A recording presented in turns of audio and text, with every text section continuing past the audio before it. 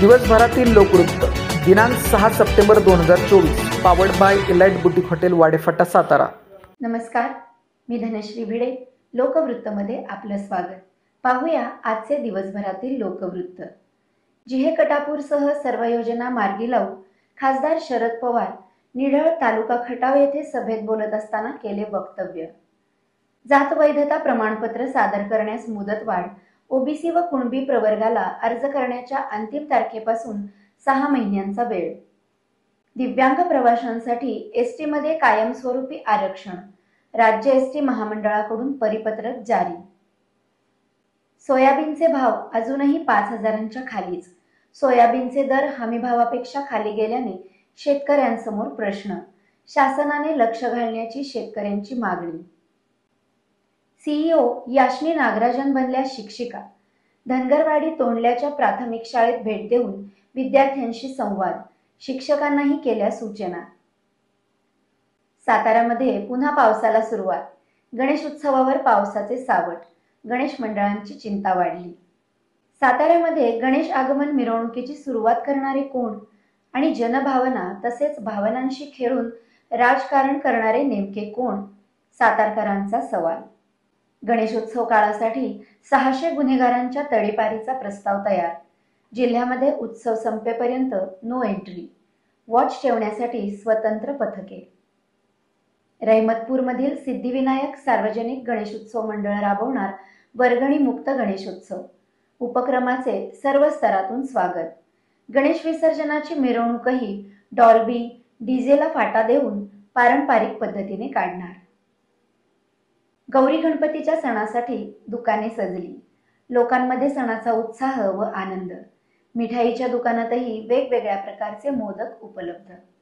ग्रामीण भागामध्येही ऑनलाईन खरेदीची ओढ। सण उत्सवात व्यापारी चिंतेत, सूट ऑफर्सची ग्राहकांना भुरळ। राजधानी ॲम्ब्युलन्स चालक मालक संघटनेचे कार्याध्यक्ष संतोष पवार यांचे दुःखद निधन। पहाटे रायगाव फाटा येथे ॲम्ब्युलन्स आणि ट्रकच्या भीषण अपघातात झाले निधन। साताऱ्याच्या कामाठीपुऱ्यातील महिलांचे महाराष्ट्र जीवन प्राधिकरणाचे गेट बंद करून आंदोलन। पाणी पुरवठ्याच्या तक्रारीबाबत केले आंदोलन। पोवई नाक्यावरील पार्किंगचा प्रश्न चिघळणार, प्रस्तावित टिळक मेमोरियल चर्च परिसरात पार्किंग आरक्षण तात्काळ रद्द करा, ख्रिस्ती बांधवांची प्रशासनाकडे निवेदनाद्वारे मागणी।